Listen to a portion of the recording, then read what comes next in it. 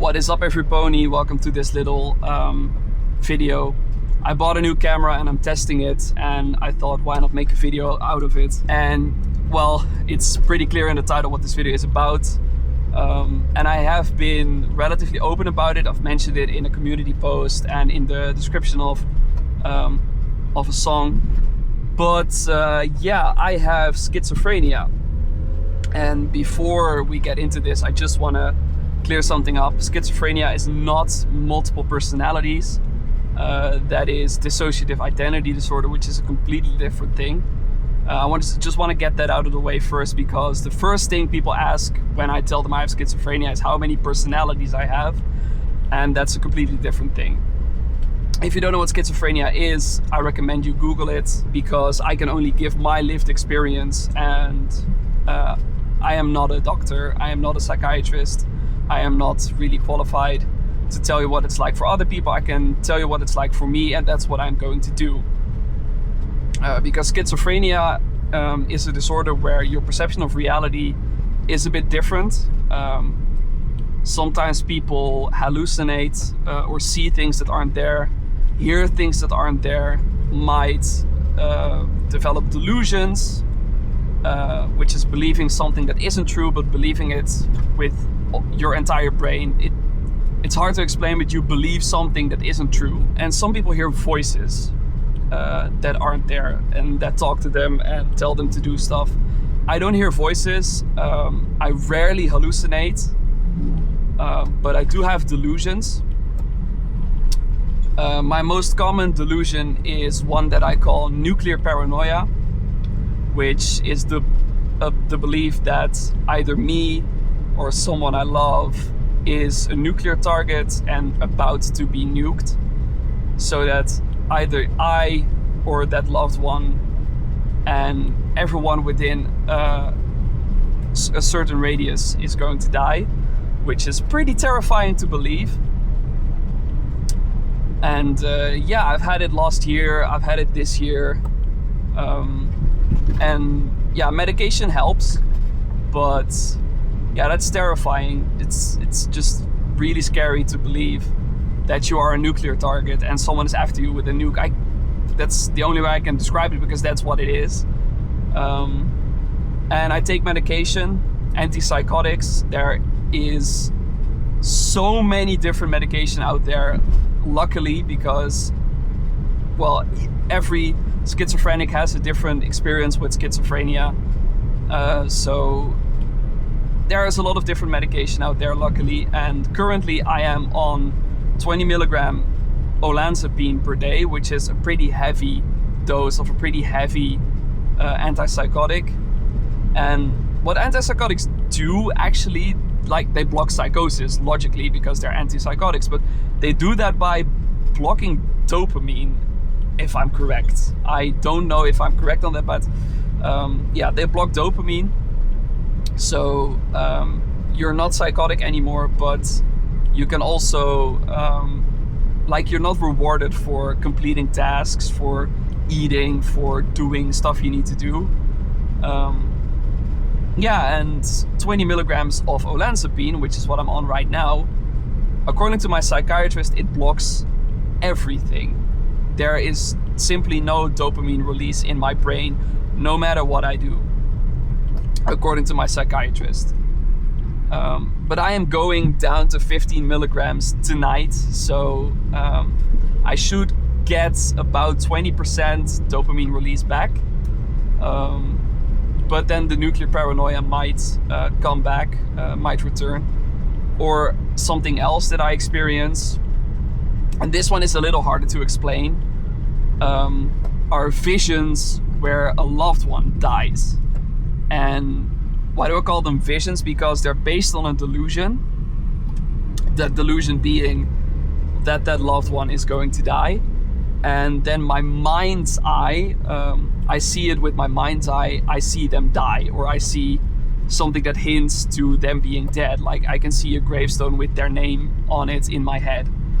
I don't know if this is caused by schizophrenia, but I've heard people tell me that that might be OCD, but I have been tested for OCD and I don't have it. And the only other explanation I have is that it's caused by schizophrenia. And antipsychotics also make those visions go away, or at least suppresses them, because when I forget to take my medication, the first thing that comes back are the visions before nuclear paranoia. But yeah, I have had these visions about my old therapy horse Lois during that half year that I was allowed to see her. About a month after our reunion, I started to have these visions, and eventually I saw her die about 50 times a day, which is terrifying. And these visions are also the reason I'm not allowed to see her anymore, because I was in psychosis, and and us being together overwhelmed her emotionally, because she couldn't, like, when you're with a horse and you feel something intense, the horse feels it too. And I was feeling some really intense stuff when I was with her, and she couldn't handle that. She was getting older, and it wasn't healthy for the both of us to be together because of this psychosis. And yeah, so I'm not allowed to see her anymore. And I've had these visions about other people, but I'm going to respect their privacy and not mention who they are. But yeah, that's a pretty terrifying symptom to have. Not as terrifying as the nuclear paranoia, but it's also pretty terrifying. Like, your whole brain is convinced that someone you love is going to die. And even though you know it's a delusion, because I have something that is relatively unique in schizophrenia, I know that the delusions and the hallucinations, I know that they're not real. I can comprehend that it's not real, that it's just my brain playing a trick on me, which not every schizophrenic is capable of doing. But I do have insight in my own psychosis.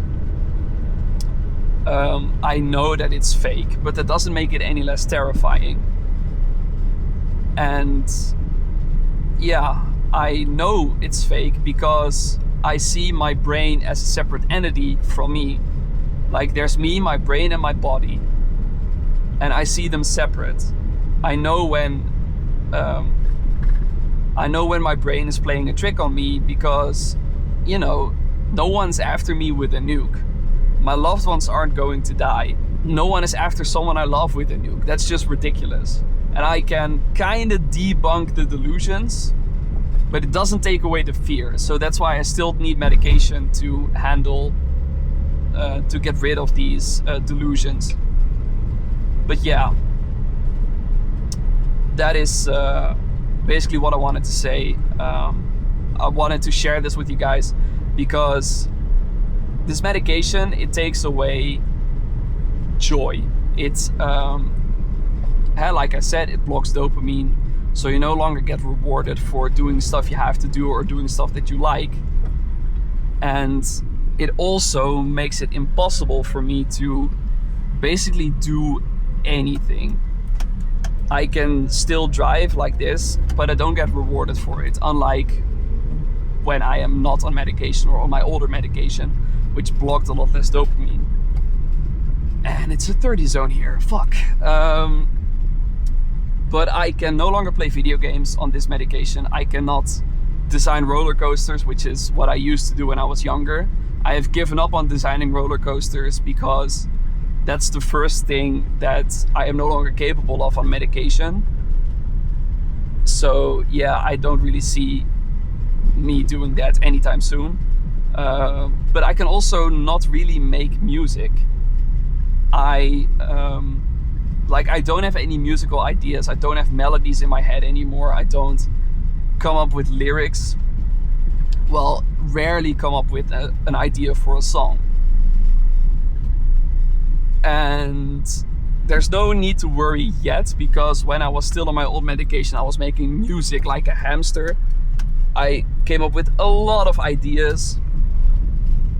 And I have, like, if I release one song per month, I think I still have a year of music well, I have almost a year of music ready for release, but I think I have in total maybe 7-8 songs that I can release, so there's no need to worry yet. And I still have to, like, I'm going down to 15 milligrams of olanzapine, which should, like I said, should return 20% of dopamine release.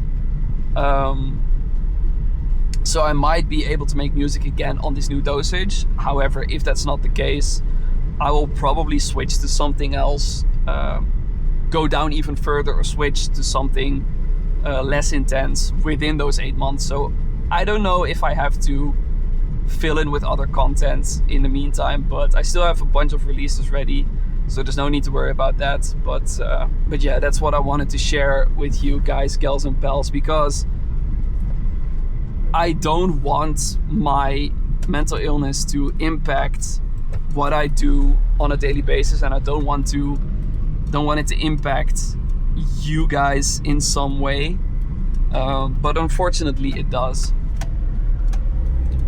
and that sucks, but it is what it is. And yeah, schizophrenia, I don't recommend it, but yeah, I think I've covered everything, so I'm gonna end the video here and head home. So I'll see you guys in the next one. Goodbye.